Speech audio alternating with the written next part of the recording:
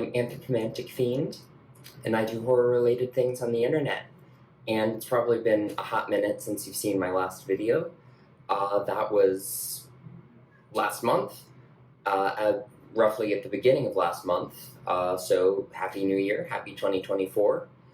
I have come back to school, started winter term, and am now filming my first review of 2024 from the comfort of my college dorm. So I don't have much else to say, except I don't know when this video will get up, but that's kind of a usual thing at this point, so you'll see this when you see this, and I hope you enjoy it when you do. But I am still going through this cheap tin movie box set that I got at a thrift store or antique store a while back. I am now down to like the third movie in here. It's been taking me a long time to get through this thing because other life obligations, but I am now on to The Lights, which came out in 2009. And The Lights was directed by John M. Sjögren, who directed Redline, Choke, Squanders, and Bikini Inception.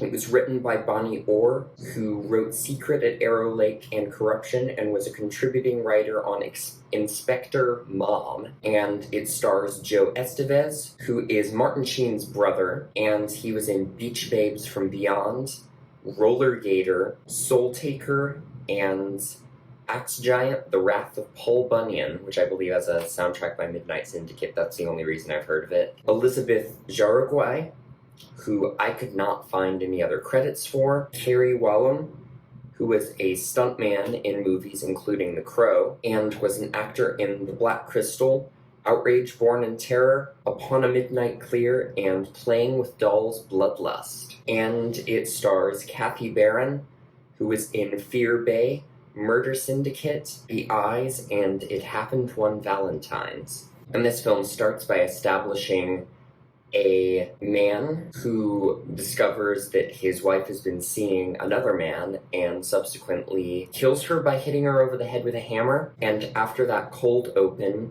we learn that there are a group of college kids. There's the first big meteor shower in 90-something years happening that night. And one of them is the president of the astronomy club. So he's like, we gotta go see this. This is a legendary event. So they all decide to go up to see the meteor shower, which results in them coming head to head with this killer who has supposedly been dead for years, the sheriff who is tracking him down, and a bunch of strange, floating, seemingly supernatural lights. So the score for this movie was done by Josh Maxwell, who also scored Chuck and Buck, Bongwater, Love Comes to the Executioner, and Eat the Sun, which are all incredible names. And it's pretty traditional orchestral stuff, but given that this movie is set in Texas, it does have a little bit of a southern flavor to it, with some, not particularly like distorted, but some clean electric guitar work with some of a little bit of a bluesy flavor thrown in, which was nice. And there is like pop music, some rock, some country kind of woven in throughout this movie.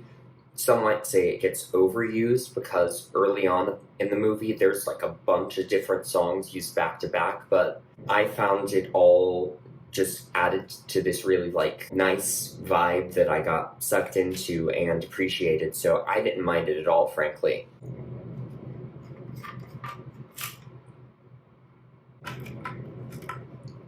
Visual-wise, I think some of the lighting in this movie leaves something to be desired. There's kind of, in the very first scene, which is kind of supposed to be like a romantic candlelit dinner gone wrong, there's such hard lighting the whole scene, the candlelit aspect really kind of gets lost. But really that's the only thing, and really I got used to the way the movie was lit, and there are some better lit scenes later on, so that's a minor gripe. And story-wise, the cold open in this movie is really upsetting because it goes from 0 to 11 so quickly.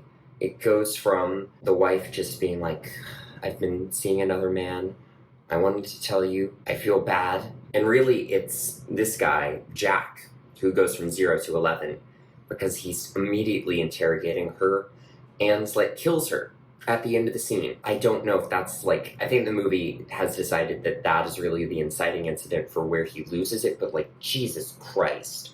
It's horrifying to see. And the whole movie is set in Texas and really lets us know that in no uncertain terms by showing us a bunch of, like, local roadside stores and coffee places, and everybody's like, oh, I know a place, and there's just really a sense of setting. It's not just people going from point A to point B and them just showing the necessary places to the story. It really feels like a concrete sense of place within the story, whether these are real places in Texas or not, and I greatly appreciate that. I really, really like the meteor shower. I think it's a good plot device to get the folks where they need to go, but there's also a lot of talk about stars and light within the script that is able to bring out that I really enjoy. Overall, I think this movie does a really good job of tying everything together neatly, but there is a recurring motif of dying cows that the sheriff is looking into that I don't know what it means, I don't know why it's in the movie,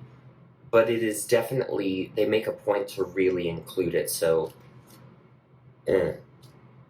Also, excuse my voice if it's a little bit gravelly. I have been getting over a cold recently. I really like it that they actually have to go up to a cemetery to watch the meteor shower because, one, cemeteries are cool, and two, by reading the tombstones, they were able to get across a bunch of backstory for this killer and a bunch of other things because Jack is presumed dead at this point, even though he's clearly alive and still killing people.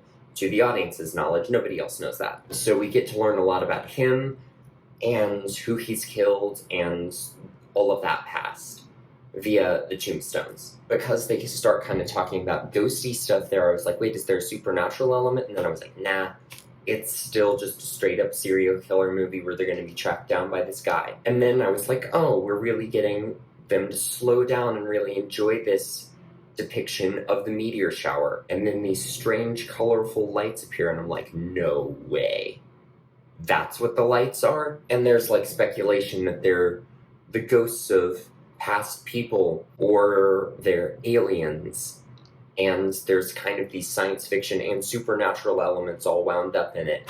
And then we later see the lights kind of seeming to have some kind of influence on Jack. So there's a bunch of different genres wound up in this movie, and the movie never really settles on what kind of film it is, and I kind of love that about it. And yeah, the movie starts out brutal.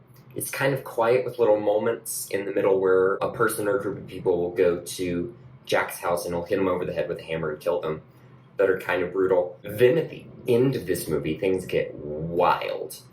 Because we get, and I should have said at the beginning, this thing's filled with spoilers, so future Emily, go ahead and edit that back into the beginning. Oh god, my voice sounds horrible. Towards the end, we have Steve, who's the president of the astronomy club. Just out of nowhere, Jack runs at him and fucking cuts his hand off. Out of the blue, like on screen, no cut. Maybe there's some digital editing in there, but it happened so fast that the shock was really effective. At this point, the kids have, like, gotten to his house because their car broke down near it and are staying in his barn. And, he's doing the typical slasher, you pick them off one by one thing. But the way he's doing it is just so brutal in ways that the movie has not been prior that I was just like, whoa. The way the characters react to it is actually genuinely upsetting. This movie has a little bit of humor laced throughout it, but it gets really dark and disturbing at the end in a way that I highly appreciate it. I really expected one character to be the final girl in this film, because they kind of set up a little Chekhov's knife for her to use in the end, but she's not. And really, this whole movie seems to be focusing less on the kids as victims, even though they are main characters, and really begins and ends with a look at just how broken Jack is, and it's quite depressing. And then he gets fucking decapitated, like, so fast. Like, there's a scene where two of the teens, Brad and his girlfriend, who I unfortunately cannot remember the name of, are just lying in wait for him. And I was like, this is gonna go wrong. It's gonna go wrong, and they're gonna either get killed or it's gonna take them longer to kill him. No. He runs through the doorway, they're hiding behind it, and they come out and just in one unbroken shot, they cut his fucking head off.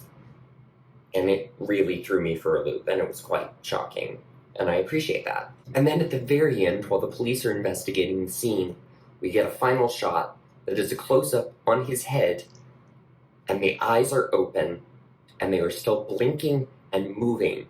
His head is still alive, and they're not telling us why. And they also never explain what the lights are or what their influence is or how they work, and it's such a bizarre mystery, and I don't know if I like the lack of closure, but it's a bold move and I respect that. Character-wise, our teen characters are very stereotypical. The girls are very over-the-top preppy. Brad, at least, is pure stereotypical jock. And Steve is just like a little guy who's the president of the astronomy club and just is constantly talking about astronomy because it's his only character trait pretty much. But within those broad character types, I do think the actors really play off of each other very well and kind of communicate a certain sense of humanity that even if it's not the most grounded in reality, was still something I could connect to and appreciated. We also have different characters who go to Jack's house and get killed. The first is a group of Jehovah's Witnesses who, I don't know why they're there, and they kind of have second thoughts about even being there, but they go in there and are like, have you accepted Jesus Christ in your heart and in your mind? And Jack just immediately goes, have you accepted them in yours? And turns around with a fucking hammer and kills them instantly. There is some guy who's just up here training, who's like a world champion cyclist, and the chain breaks near Jack's house. And like, I don't know why they do that. I think that's just so that the kids can later find this really nice cycle in the barn and be like, no way that thing belongs to Jack, something's screwy here. But it's such a weird move. And again, this movie makes a lot of really weird moves like that, and I kind of respect the hell out of it. And Jack himself is a character that I absolutely love. I don't like him as a person. He's a piece of shit as a person. He's cruel to so many people, but he is both intimidating and frightening from the jump. And he has a sense of humor when he toys with his victims that comes out in different scenes that lets me know that the actor is having fun and is actually, even though I'm empathizing more with the characters who are not him, very fun to watch. There's a scene where, while making her getaway, Kelly ends up kicking him in the crotch. And he just, like, keels over for a moment and just, like, she runs out screaming. The tone of the scene is still quite dark, but he just, like, lingers there for a moment and is like, that really hurt. It was a much-needed moment of levity that I liked. I'm gonna take a cough drop.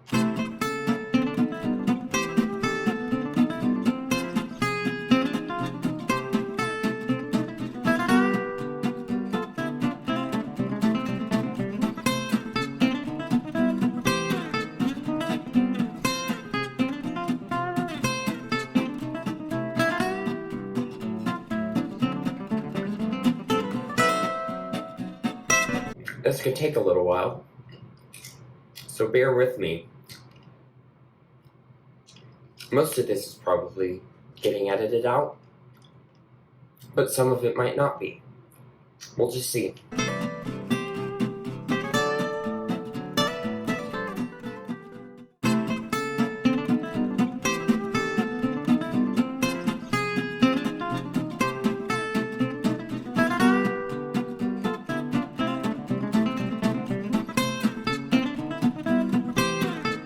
And with that out of the way, what I was essentially saying is that I love Jack as a character, not as a person. I fucking hate him, but he works really, really well as a sinister but still highly entertaining killer. My favorite character in the movie, however, is who we first meet as just like a wacky store owner who comes out going, "Fee, fi, fo, fum, I smell the blood of 3 young Texans," and the group of kids, as they're just like stopping at this roadside store to get stuff, are immediately weirded out by him. And he starts saying stuff about, like, "I wouldn't go up there if I were you."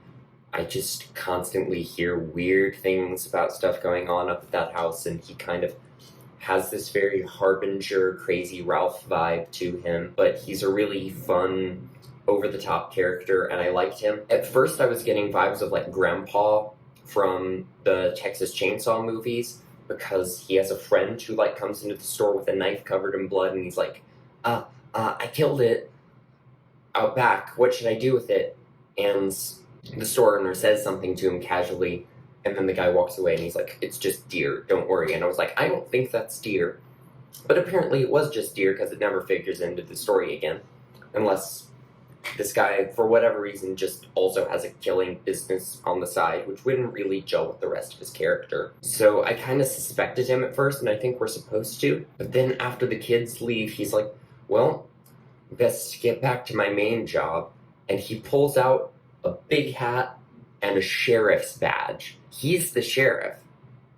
So, like, we get thrown for, like, a bunch of loops with who his actual character is. And that's not even the last of them. Because in the very final scenes with him, where he actually confronts Jack, we learn that he was the man that Jack's wife, who he murdered, had been seeing. Which just adds a whole other layer to all of it that I greatly appreciated.